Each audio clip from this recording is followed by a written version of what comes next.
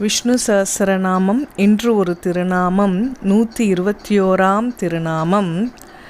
சாஸ்வதஸ்தானவே நமக. கஷ்யப்ப பிரஜாபதிக்கு வினதை கத்ரு என 2 மனைவிகள். ஒரு பந்தயத்தில் கத்ருவிடம் தோற்ற வினதை அதனால் அவளுக்கு அடிமையானாள்.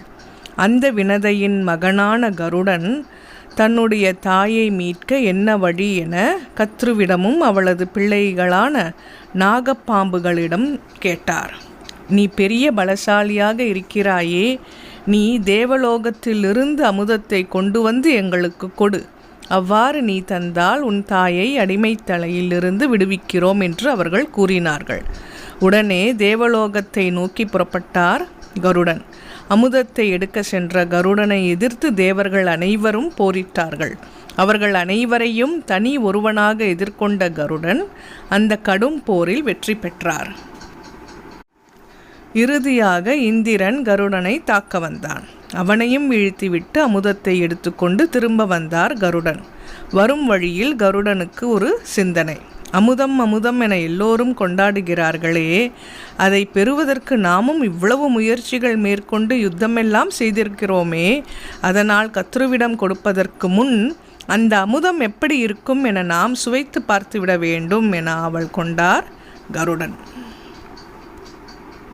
அப்போது ஆயர்பாடியை அடைந்தார் கருடன்.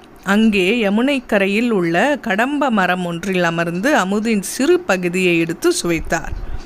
அமுதத்தை வியாதி உள்ளவர்கள் உண்டால் இனிக்குமாம், நல்ல ஆரோக்கியமாக உள்ளவர்கள் உண்டால் கசக்குமாம்.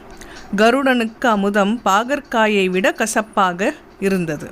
அப்படியே உமிழ்ந்து விட்டு நேராக அதை கத்ருவிடமும் பாம்புகளிடம் கொடுத்துவிட்டு தன் தாயை மீட்டார். அதன் பின் தன் தாயிடம், தாயே, உங்களை மீட்பதற்காக அமுதத்தை கொண்டு வந்தேன் அல்லவா?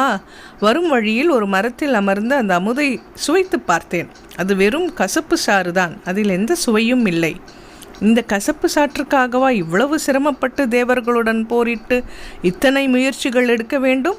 நான் மேற்கொண்ட முயற்சிகளோடு ஒப்பிடும்போது இந்த அமுதின் சுவை ஒன்றுமே இல்லை என்று மனம் நொந்து கூறினார் கருடன். அப்போது வைனதேயா என்றொரு குரல். திரும்பி பார்த்தார் கருடன். கருடனின் தந்தையான கஷ்யப்ப பிரஜாபதி அங்கே நின்று கொண்டிருந்தார். மகனே, போரிட்டு முயற்சி செய்து பெற்ற அமுதம் இனிமையாக இல்லை என்று வருந்துகிறாயா? நான் ஓர் அமுதத்தை காட்டுகிறேன்.